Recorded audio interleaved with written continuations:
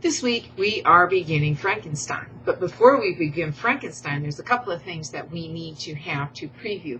First of all, now you're going to find out why I was stressing the myth of the male mother and why it is important in the world of monsters. Victor is a male mother, and as we progress through the novel, we will see this very, very clearly in more ways than one. So that was the whole hullabaloo about me stressing the myth of a male mother. Now there is another myth of which you should be aware going into Frankenstein. And you will notice, whether you have a hard copy or you're even reading the novel online, that the subtitle of Frankenstein is the Modern Prometheus. And this is important. And it is important because in Greek myth, Prometheus is a male mother. Prometheus creates men out of mud. And note that he only makes men. He does not make women. The first woman was made later by Zeus, and that was, of course, Pandora. And it was to actually punish Prometheus for tricking Zeus and being hubristic. And Prometheus is subsequently punished for his act of defying Zeus, but that's another class and that's another myth.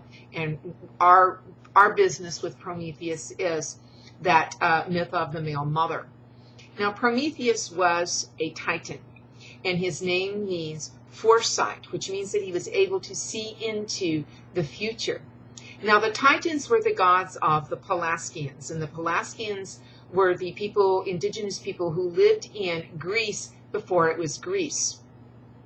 The people of whom we think of as Grecian, the Achaeans, the Dorians, and there's another group that I can't think of right now, actually began with Aryans who came down from the steppes of Russia, came down through the Near East, and went into Greece before it was Greece. Again, it was Pelasgia, and fought with the Pelasgians, and they won.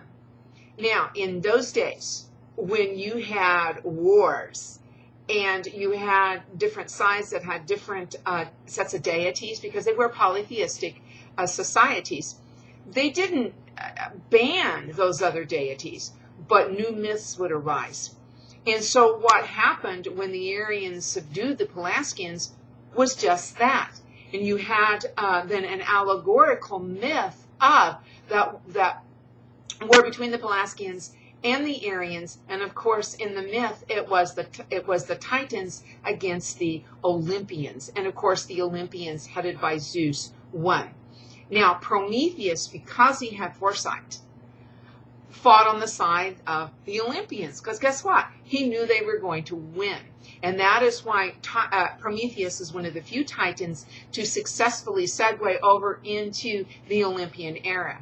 Now, many of the goddesses also made it. Hera, Aphrodite, Demeter, Hecate, Persephone. They were all Pelasgian before they were Greek. But again, we're centering here on Prometheus. I know I get off on these funny trails. And so Prometheus created men. Now, some say that Athena breathed life into these clay figures, and that was what made them animate. But that's... I don't want to say a misnomer, but it is a misconception that the female actually was assisting in the birth process, because Athena was the product of a male mother.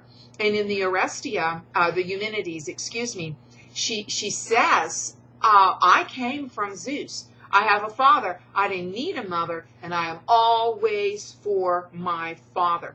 She remains a virginal goddess, which is in essence denying her femininity, because she's not doing what women were here for, and that is to give birth. So Mary Shelley calls her book Frankenstein or the Modern Prometheus, and that is because Victor Frankenstein shares some of the same aspects with Prometheus. He doesn't have foresight. Victor doesn't, he doesn't have the ability to see into the future, to see what his actions are going to bring. Now, Prometheus helps his offspring. He gives men fire. And he does this despite the fact that he knows that he is going to be punished for that. Victor doesn't have this ability. He doesn't have the grandeur that Prometheus does as a savior god. They both create life. Prometheus makes men out of mud, and of course, Victor makes the creature out of an amalgamation of body parts, and then he brings it to life with electricity. So that is why Prometheus is important in the scene and the scheme of Frankenstein, and why it is important for us to know why it is entitled the Modern Prometheus.